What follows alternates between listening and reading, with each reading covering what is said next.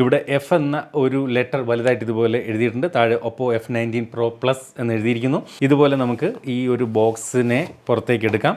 ഇവിടെയും OPPO എന്ന് എഴുതിയിരിക്കുന്നു. അതിനകത്ത് ഒരു ചെറിയ ബ്ലാക്ക് ബോക്സ്, ഇതിനകത്ത് user manual, warranty card information, അതുപോലെ സിം ഇജക്ടർ പിൻ, ഒരു ഡീസൻ്റ് ആയിട്ടുള്ള ക്ലിയർ ആയിട്ടുള്ള ബാക്ക് കവർ, നല്ല ക്വാളിറ്റി ഉള്ള വളരെ ലൈറ്റ് ആയിട്ടുള്ള ഒരു ബാക്ക് കവർ. അപ്പോൾ ഇതേ ഇരിക്കുന്നു നമ്മുടെ smart phone OPPO F19 Pro Plus 5G. അപ്പോൾ ഞാൻ ഫോൺ പുറത്തേക്ക് എടുക്കുന്നു. വേറെ എന്തൊക്കെയുണ്ടോ നോക്കാം. ഫോൺ ചാർജ് ചെയ്യുന്നതിന് വേണ്ടിയിട്ട് ഒരു 50 വാട്ടിൻ്റെ ഫ്ലാഷ് ചാർജർ ഫോണിൻ്റെ ബോക്സിനോടൊപ്പം തന്നെ നൽകിയിട്ടുണ്ട്. നല്ല ഹെവി ആയിട്ടുള്ള ഒരു ചാർജറാണ്. അതുപോലെ ചാർജ് ചെയ്യാൻ USB Type-C കേബിൾ ഫോണിൻ്റെ ബോക്സിനോടൊപ്പം നൽകിയിട്ടുണ്ട്. ഒപ്പോയുടെ ഫോണിൻ്റെ ബോക്സുകൾ മാത്രം കാണുന്ന ഹെഡ്സെറ്റ്, നല്ല അടിപൊളി ലുക്ക്, കാണാനുള്ള കാഴ്ചയാണ്. ഇത് എക്സ്പീരിയൻസ് ചെയ്ത് നോക്കണം, അതിൻ്റെ അത് എങ്ങനെയുണ്ടെന്ന് അറിയാൻ. കാണാൻ നല്ല അടിപൊളി ലുക്കുള്ള ഹെഡ്സെറ്റ്. ഇത് ഇപ്പോൾ ഈവൻ ചാർജർ പോലും പല ബ്രാൻഡുകളും നൽകുന്നില്ല. അപ്പോൾ ഇവിടെ ഹെഡ്സെറ്റ് ഒപ്പോ നൽകുന്നത് തന്നെ വലിയ കാര്യം. അപ്പോൾ ഇത്രയും കാര്യങ്ങളാണ് ഫോണിൻ്റെ ബോക്സിനോടൊപ്പം ഉള്ളത്. ഇനി നമുക്ക് ഫോണിലേക്ക് തിരിച്ചു വരാം. അപ്പോൾ ഇതേ ഇരിക്കുന്നു നമ്മുടെ OPPO F19 Pro Plus എന്ന സ്മാർട്ട് ഫോൺ. ഞാൻ ഫോൺ പുറത്തേക്ക് എടുക്കുന്നു. ഒരു ഡിഫറെൻ്റ് ആയിട്ടുള്ള ലുക്കാണ് ഇത്തവണ ഒപ്പോയുടെ ഈ ഒരു ഫോണിനകത്ത് നൽകിയിരിക്കുന്നത്. ഇവിടെ വലിയ ഒരു ക്യാമറ മൊഡ്യൂൾ, അതിൽ 3 ക്യാമറകൾ ഇത്തരത്തിൽ വലുതായിട്ട് കാണാം. ഒരു കുഞ്ഞു ക്യാമറ ആയിട്ട് ഇവിടെ ഒരു ക്യാമറ, 4ാമത്തെ ക്യാമറ കാണാം. ഡുവൽ LED ഫ്ലാഷ് ലൈറ്റ് കാണാം. ഇവിടെ 5G എന്ന ബ്രാൻഡിങ് വലുതായിട്ട് എഴുതിയിട്ടുണ്ട്. ഇവിടെ ഒപ്പോ എന്നും ഇതുപോലെ എഴുതിയിരിക്കുന്നു. ഒരു ഗ്രേഡിയൻറ്റ് കളർ, 2 ടോൺ കളറാണ് നൽകിയിരിക്കുന്നത്. ഇവിടെ ഒരു സിൽവർ കളറിൽ നിന്ന് തുടങ്ങി ഒരു ബ്ലാക്കിലേക്ക് ഒഴുകി ഇറങ്ങുന്ന തരത്തിലുള്ളൊരു കളർ ടോൺ. നല്ല ഒരു ഗ്ലോസി ഫിനിഷ് തന്നെ ഫോണിൻ്റെ ബാക്ക് സൈഡിന് നൽകിയിട്ടുണ്ട്.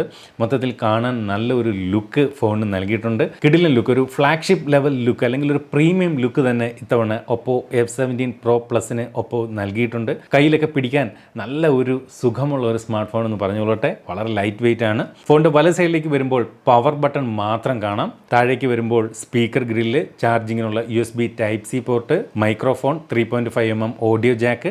ഇടത് സൈഡിലാണ് വോളിയം റോക്കേഴ്സ്, അതുപോലെ സിം ട്രേ, മുകളിൽ സെക്കൻഡറി നോയിസ് ക്യാൻസലേഷൻ മൈക്ക്. അപ്പോൾ നമുക്കിനി അടുത്തായിട്ട് ഫോണിൻ്റെ സിം ട്രേ ഏത് ടൈപ്പാണെന്ന് നോക്കാം. ട്രിപ്പിൾ കാർഡ് സ്ലോട്ട്, ഒരേ സമയം 2 നാനോ സിം കാർഡുകളും ഒരു മെമ്മറി കാർഡും ഇതിനകത്ത് ഉപയോഗിക്കാം. ഞാൻ എൻ്റെ സിം ഇപ്പോൾ തന്നെ ഈ ഒരു ഫോണിനകത്തേക്ക് മാറ്റുന്നു. കുറച്ച് ദിവസം ഇനി ഇത് ഉപയോഗിച്ച് നോക്കാം. ഈ ഒരു ഫോണിൻ്റെ പ്രത്യേകത വളരെ ലൈറ്റ് വെയിറ്റ് ആയിട്ടുള്ളൊരു ഫോൺ തന്നെയാണ്. വെറും 173 ഗ്രാം ഭാരം മാത്രമേ ഉള്ളൂ. അതുപോലെ തന്നെ വളരെ തിന്നായിട്ടുള്ള ഫോൺ, വെറും 7.8 mm മാത്രം. അതുകൊണ്ട് തന്നെ നമുക്ക് ഒരു ചെറിയൊരു തൂവലൊക്കെ കയ്യിലിരിക്കുന്ന ഒരു ഫീലാണ്. വളരെ ലൈറ്റ് വെയിറ്റ്, ഹാൻഡിൽ ചെയ്യാൻ വളരെ ഈസി, വളരെ കനം കുറഞ്ഞ ഒരു സ്മാർട്ട് ഫോൺ എന്ന് പറയേണ്ടി വരും. എന്താ പറയുക, വളരെ ലൈറ്റ് വെയിറ്റ്. എനിക്ക് ഭയങ്കരമായിട്ട് ഇഷ്ടപ്പെട്ടു ഒരു വെയിറ്റ്. പക്ഷേ ആദ്യം തന്നെ ഫീൽ ചെയ്യുന്ന ഒരു കാര്യം ഞാൻ പറയട്ടെ, ബാക്ക് സൈഡ് ഇത്തരത്തിലൊരു ഗ്ലോസി ഫിനിഷ് നൽകിയിരിക്കുന്നുണ്ട്. നല്ലതുപോലെ ഫിംഗർ പ്രിൻ്റ് ഇതിനകത്തേക്ക് പതിയുന്നുണ്ട്. ഇനി നമ്മൾ ഫോണിൻ്റെ ഡിസ്പ്ലേയിലേക്ക് വന്നു കഴിഞ്ഞാൽ 6.4 ഇഞ്ചിൻ്റെ പഞ്ച് ഹോൾ അമോ LED ഡിസ്പ്ലേ ആണ് ഈ ഒരു ഫോണിനകത്ത് നൽകിയിരിക്കുന്നത്. അപ്പോൾ LED ഡിസ്പ്ലേ ആയതുകൊണ്ട് തന്നെ മികച്ച ഒരു കളർ ഈ ഒരു ഡിസ്പ്ലേയിൽ നിന്ന് നമുക്ക് അനുഭവിക്കാൻ സാധിക്കുന്നുണ്ട്. ബ്ലാക്കൊക്കെ നല്ല ഷാർപ്പ് ബ്ലാക്ക് ആയിട്ട് തന്നെ കാണുന്നുണ്ട്. ഇതിൻ്റെ മാക്സിമം ബ്രൈറ്റ്നസ് ഒക്കെ വെച്ച് കഴിഞ്ഞാൽ നല്ല ബ്രൈറ്റ് ആയിട്ടുള്ള ഡിസ്പ്ലേ തന്നെ നമുക്ക് ലഭിക്കുന്നുണ്ട്. LED ഡിസ്പ്ലേ ആയതുകൊണ്ട് തന്നെ മികച്ച ഡിസ്പ്ലേ തന്നെ ഈ ഒരു ഫോൺ നൽകുന്നുണ്ട്. ഇനി ഇതിൻ്റെ ഒരു റിഫ്രഷ് റേറ്റിനെ കുറിച്ച് പറഞ്ഞാൽ 60 ഹെർട്സിൻ്റെ റിഫ്രഷ് റേറ്റാണ് സ്ക്രീനിന് നൽകിയിരിക്കുന്നത്. അതുപോലെ 408 ppi ആണ് ഈ ഒരു ഫോണിൻ്റെ ഡിസ്പ്ലേക്കുള്ളത്. അടുത്തായിട്ട് ഈ ഒരു ഫോണിൻ്റെ ഓപ്പറേറ്റിംഗ് സിസ്റ്റം സൈഡിലേക്ക് വന്നു കഴിഞ്ഞാൽ ഒപ്പോയുടെ സ്വന്തം യൂസർ ഇൻ്റർഫേസ് ആയിട്ടുള്ള കളർ OS വെർഷൻ 11.1 ഈ ഒരു ഫോൺ പ്രവർത്തിക്കുന്നത്. അതുപോലെ ആൻഡ്രോയിഡിൻ്റെ ലേറ്റസ്റ്റ് വെർഷൻ ആൻഡ്രോയിഡ് 11 അധിഷ്ഠിതമായാണ് ഈ ഒരു ഫോൺ പ്രവർത്തിക്കുന്നത്. മൊത്തത്തിൽ നേരത്തെയുള്ള കളർ OS 7 നിന്ന് 11 വന്നപ്പോൾ കാര്യമായിട്ടുള്ള ഒരു അപ്ഡേറ്റ് നമുക്ക് ഇതിൻ്റെ ഒരു യൂസർ ഇൻ്റർഫേസിൽ നമുക്ക് ഫീൽ ചെയ്യുന്നുണ്ട്. മൊത്തത്തിൽ ഒരു റിഫ്രഷ് ഈ ഒരു ഫോണിൻ്റെ യൂസർ ഇൻ്റർഫേസിൽ വന്നിരിക്കുന്നതായിട്ട് നമുക്ക് ഫീൽ ചെയ്യുന്നുണ്ട്. അടുത്തായിട്ട് ഫോണിൻ്റെ ഫിംഗർ പ്രിൻ്റ് ഫേസ് അൺലോക്ക് സംവിധാനങ്ങളെക്കുറിച്ച് നോക്കാം. ഇൻ ഡിസ്പ്ലേയിലാണ് ഫോണിൻ്റെ ഫിംഗർ പ്രിൻ്റ് സംവിധാനം നൽകിയിരിക്കുന്നത്.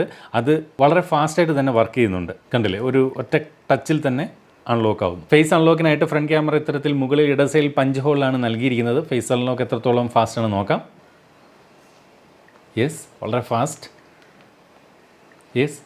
മുഖം കറക്റ്റ് അങ്ങോട്ട് കാണുമ്പോൾ തന്നെ അൺലോക്ക് ആവുന്നുണ്ട്, മറ്റു പ്രശ്നമില്ല. അപ്പോൾ ഫിംഗർ പ്രിൻറ്റും ഫേസ് അൺലോക്കും വളരെ ഫാസ്റ്റായിട്ട് തന്നെ വർക്ക് ചെയ്യുന്നുണ്ട്. അടുത്തതായിട്ട് ഈ ഒരു ഫോണിൻ്റെ പ്രധാനപ്പെട്ട ഫീച്ചറുകളെ കുറിച്ച് നോക്കിക്കഴിഞ്ഞാൽ ഇതൊരു 5G സ്മാർട്ട് ഫോണാണ്. അതാണ് ഇതിൻ്റെ ഏറ്റവും വലിയൊരു ഹൈലൈറ്റ്. 5G ഇന്ത്യയിലേക്ക് ഇതുവരെ എത്തിയില്ലെങ്കിലും ഇന്ത്യയിൽ 5G എത്തുമ്പോൾ നമുക്ക് ഈ ഒരു ഫോൺ എക്യുപ്ഡ് ആണെന്ന് പറയേണ്ടി വരും. അന്നേരം പിന്നെ 5G ഫോണിന് തിരക്കി നടക്കേണ്ട ആവശ്യമില്ല. അത് ഇതിൻ്റെ ഒരു വലിയ ഹൈലൈറ്റ് ആയിട്ട് എടുത്ത് പറയട്ടെ. അതുപോലെ ഡുവൽ ബാൻഡ് വൈഫൈ സപ്പോർട്ട് ഈ ഒരു ഫോണിന് നൽകിയിട്ടുണ്ട്. അതുകൊണ്ട് തന്നെ 2.4 GHz വൈഫൈയും 5 GHz വൈഫൈയും സപ്പോർട്ട് ചെയ്യും. പക്ഷേ NFC സപ്പോർട്ട് ഫോണിനകത്ത് നൽകിയിട്ടില്ല. ഈ ഒരു പ്രൈസ് റേഞ്ചിൽ NFC സപ്പോർട്ട് കൂടി നൽകാമായിരുന്നു എന്ന് എനിക്ക് തോന്നുന്നു. FM റേഡിയോ നൽകിയിട്ടുണ്ട്. അതുപോലെ 3.5 mm ഓഡിയോ ജാക്ക് നൽകുന്നതിനും മറന്നിട്ടില്ല. അടുത്തതായിട്ട് ഫോണിൻ്റെ മൾട്ടിമീഡിയ എക്സ്പീരിയൻസ് എങ്ങനെയുണ്ടെന്ന് നോക്കാം. ആദ്യം ഓഡിയോ ക്വാളിറ്റി.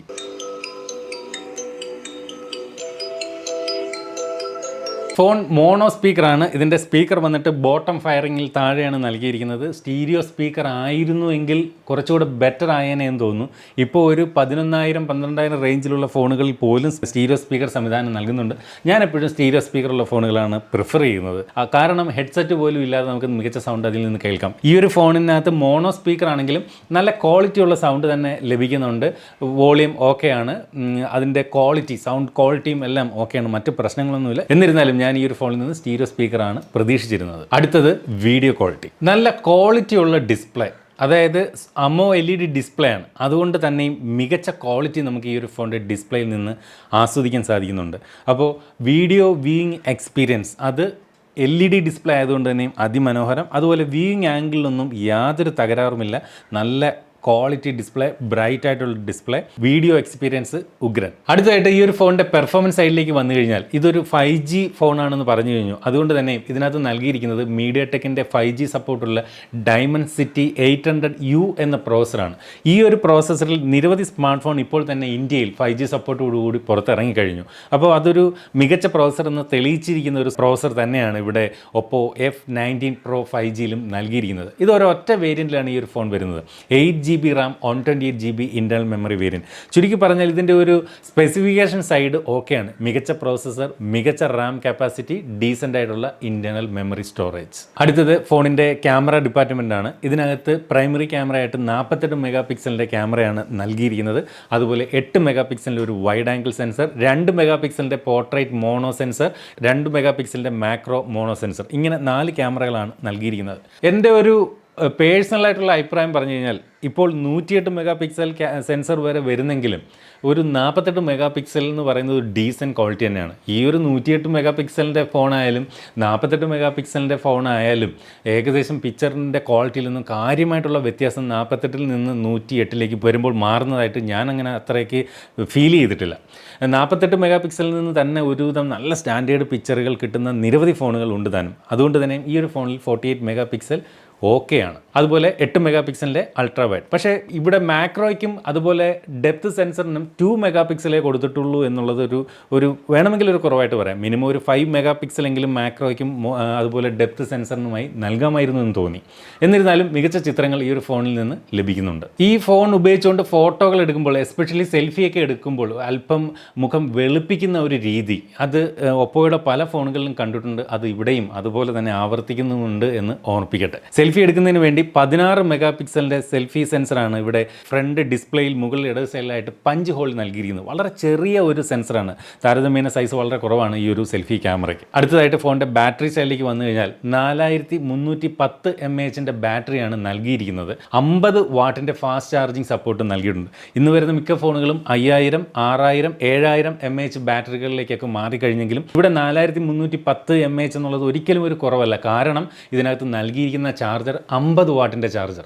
അതുകൊണ്ട് തന്നെ 4310 mAh പെട്ടെന്ന് ചാർജ് കഴിഞ്ഞാൽ നമുക്ക് വളരെ കുറച്ച് സമയങ്ങൾ കൊണ്ട് തന്നെ ഇത് ഫുൾ ചാർജിൽ എത്തിക്കാൻ സാധിക്കും എന്നുള്ളതാണ് ഈ ഒരു 50 വാട്ടിൻ്റെ പ്രത്യേകത. നമ്മളിന്നിപ്പോൾ പരിചയപ്പെടുന്നത് ഫ്ലൂയിഡ് ബ്ലാക്ക് എന്ന കളർ വേരിയൻറ്റിൽ പെടുന്ന സ്മാർട്ട് ഫോണാണ്. എനിക്ക് മൊത്തത്തിൽ ഈ ഒരു ഫോണിനെ കുറിച്ച് തോന്നിയ കാര്യങ്ങൾ പറയുകയാണെങ്കിൽ ഇതിൻ്റെ ഏറ്റവും വലിയ ഹൈലൈറ്റ് ആയിട്ട് എടുത്തു പറയേണ്ടത് 5G സപ്പോർട്ട് തന്നെയാണ്. രണ്ടാമത് പറയേണ്ടത് ഇതിൻ്റെ മികച്ച ഒരു ഡിസ്പ്ലേ നൽകിയിട്ടുണ്ട്. 48 മെഗാ പിക്സലിൻ്റെ ക്യാമറ സെറ്റപ്പ് ഓക്കെയാണ്. പിന്നെ ഇതിൻ്റെ Dimensity 800U എന്ന് പറയുന്ന പ്രോസസർ ഉൾപ്പെടെയുള്ള RAM അതായത് ആ സ്പെസിഫിക്കേഷൻ ലെവലും ഓക്കെയാണ്. മികച്ച ഒരു ഫാസ്റ്റ് ചാർജിങ് സപ്പോർട്ട് 50 വാട്ടിൻ്റെ ഫാസ്റ്റ് ചാർജിങ് സപ്പോർട്ട് നൽകിയിട്ടുണ്ട്. ട്രിപ്പിൾ കാർഡ് സ്ലോട്ടാണ്. 3.5 mm ഓഡിയോ ജാക്ക് നൽകിയിട്ടുണ്ട്. എനിക്ക് ഇതിൻ്റെ കുറവായിട്ട് തോന്നിയത് ഒരൊറ്റ കാര്യം, സ്റ്റീരിയോ സ്പീക്കർ കൂടി നൽകാമായിരുന്നു. Otherwise fine. അത്രയും കാര്യങ്ങൾ ഓക്കെയാണ്. പിന്നീട് ഈ ഒരു ഫോണിൻ്റെ വിജയത്തെ പൂർണ്ണമായിട്ടും നിർണ്ണയിക്കപ്പെടുന്നത് ഈ ഒരു ഫോണിൻ്റെ പ്രൈസിംഗ് ആണ്. ഇപ്പോൾ ഈ ഒരു വീഡിയോ ചെയ്യുമ്പോൾ ആക്ച്വലി ഇതിൻ്റെ പ്രൈസിങ് എനിക്ക് അറിവായിട്ടില്ല. പക്ഷേ ഈ ഒരു വീഡിയോ നിങ്ങളിലേക്ക് എത്തുമ്പോൾ ഇതിൻ്റെ പ്രൈസ് പുറത്ത് വരും. അപ്പോൾ നമ്മൾ ഇതിൻ്റെ ഫസ്റ്റ് കമൻറ്റിൽ ഇതിൻ്റെ പ്രൈസിങ് അപ്ഡേറ്റ് ചെയ്യുന്നതായിരിക്കും. അപ്പോൾ മികച്ചൊരു പ്രൈസിങ്ങിലാണ് ഒപ്പോ ഈ ഒരു ഫോൺ വിൽക്കുന്നതെങ്കിൽ തീർച്ചയായിട്ടും ഇതൊരു മികച്ച വിജയം കൈവരിക്കുന്ന കാര്യത്തിൽ സംശയമില്ല.